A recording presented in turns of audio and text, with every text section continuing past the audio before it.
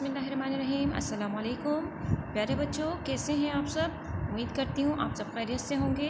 मैं आप सबको उर्दू की क्लास में खुश आमदीद कहती हूँ। प्यारे बच्चों, जैसा कि हम अपनी प्रीवियस वीडियो में सबक नंबर 13 ज़मीन की कहानी की निस्फ दोहराई कर चुके थे।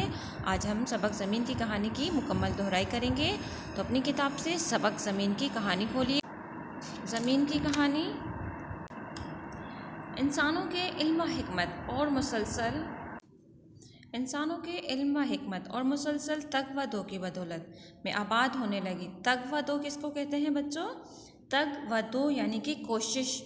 इंसान ने जब बेइंतहा कोशिश की, यानी कि लगातार कोशिशें की, तो क्या होने लगा? ज़मीन पर लोग आबाद होने लगे, इंसानों की आबादी बढ़ने लगी। ठीक है, इंसान ने अपनी सहूलत और आराइश के लिए घर बनाने शुरू किए और वो जगह जगह मिलजुल कर आबादियों की सूरत में रहने लगे।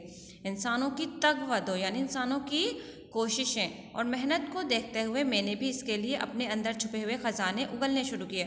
बच्चों, जब इंसानों ने ज़मीन पर आबाद होना शुरू किया, उन्होंने कोशिशें शुरू की, मेहनत करना शुरू की, तो ज़मीन ने भी अपने अंदर से जो उसके अंदर ख़जाने दफन थे, ख़जाने छुपे हुए थे, उसने वो आहिस्ता आहिस्ता उगलना शुरू किया, जिनमें जैसा कि अनाज के अलावा किस्म किस्म की सब्ज़ियाँ, फल और तरह तरह के फूल शामिल हैं। इंसान ने इन चीज़ों पर कनात ना की। कनात यानी कि सब्र, यानी थोड़ी चीज़ पर सब्र ना किया, बल्कि जब उसे मालूम हुआ कि मेरे सीने के अंदर बेशुमार कीमती अशिया यानी शे की जमा होता है, अशिया यानी चीज़ें, तो उसने उनको हासिल करने का फ़ैसला किया। अब उसने किस्म किस्म की मशीन ईजाद की। इन मशीनों की मदद से जगह जगह मेरे सीने में सुराख करके कीमती मदनियात यानी वो चीज़ें जो ज़मीन के अंदर से, जो कानों के अंदर से निकलती हैं, हासिल करनी शुरू की, जैसे सोना, चांदी, फौलाद, तांबा और बहुत कुछ। मैं इंसान की इस हरकत पर भी खफा यानी कि खफा ना हुई, क्योंकि वो मुझे आबाद करने और मुझे ज़्यादा से ज़्यादा खूबसूरत बनाने की कोशिश में मसरूफ़ था। यानी कि इंसान ने जब ज़मीन पर आबाद होना शुरू किया, तो उसने आहिस्ता आहिस्ता अपने लिए चीज़ें भी ईजाद करना शुरू की, उसने अपने लिए चीज़ें भी तलाश करना शुरू की। ज़मीन के अंदर से जब उसने चीज़ें निकालनी चाहिए तो मशीनें ईजाद की, फिर मशीनें ईजाद करके उसने ज़मीन में जो कीमती मदनियात यानी कीमती चीज़ें दफन थी, जिनमें सोना, चांदी, फौलाद, तांबा वगैरह आ जाती हैं, तो उसने उनके लिए मशीनें ईजाद की और फिर उनकी मशीनों की मदद से उसने ज़मीन के अंदर से छुपी हुई मदनियात को निकालना शुरू किया। फिर इंसानों ने ख़ुद को कबाइल, गिरोहों और कौमों में तकसीम कर लिया। मेरे भी हिस्से बिखरे किए और कहने लगे, हिस्से बिखरे यानी कि टुकड़े किए और कहने लगे, ये मुल्क मेरा हिस्सा है, वो तेरा मुल्क है। हालांकि ये सब एक ही माँ की औलाद हैं, लेकिन इंसानों ने इस हकीकत को फरामोश कर दिया। फरामोश यानी भुला दिया। अब न सिर्फ इंसान का दुश्मन बन गया, बल्कि अपने दिफा यानी अपने फ़ायदे और दूसरों को तबाह करने के लिए एटम बम और दीगर मोहलिक हथियार तक बना डाले। मोहलिक हथियार यानी कि ख़तरनाक हथियार बना डाले। मेरा यह ख्याल था कि हथियार तो उन्होंने बनाए हैं, लेकिन उनका इस्तेमाल नहीं करेंगे, लेकिन मेरा ख्याल गलत साबित हुआ। इंसान बाज ना आया। जब इंसान ने एटम बम और दूसरे मोहलिक हथियार ईजाद किए, तो ज़मीन का ये ख्याल था कि ये जो है इससे नुकसान नहीं पहुंचाएंगे, लेकिन जब इंसान को उन हथियारों की मदद से नुकसान पहुंचाना शुरू किया, तो ज़मीन को अपना ख्याल जो है वो गलत लगा, क्योंकि इंसान जो है वो बाज ना आया। मैं इस दिन को कभी नहीं भूल पाऊंगी जब इंसान ने अपने जैसे इंसानों पर हिरोशिमा और नागासाकी में पहली मर्तबा एटम बम गिराए। इन बमों की वजह से मेरे सीने में इस कदर गहरे शगाफ पड़े, शगाफ यानी कि गहरे गड्ढे पड़ना, ठीक है, गड्ढे पड़ना, शगाफ दरार पड़ना, कि वो एक अरसे तक ना भर पाए।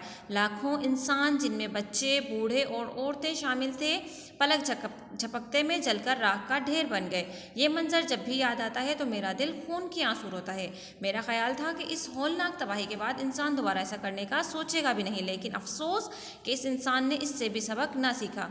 इंसान जो मेरी मिट्टी से बना है, जो मुझे माँ कहकर पुकारता है, जिसकी बका सिर्फ मेरी वजह से है, जिसको हमारे खालिक ने अशरफुल मखलूक़ात यानी कि सारी मखलूक़ात पर आला मर्तबा दिया, उसके बारे में जब मैं सोचती हूँ तो हैरान और परेशान हो जाती हूँ। क्या यही इसकी फजीलत और शराफत है? जो काम ये कर रहा है वो तो दरिंदे भी नहीं करते।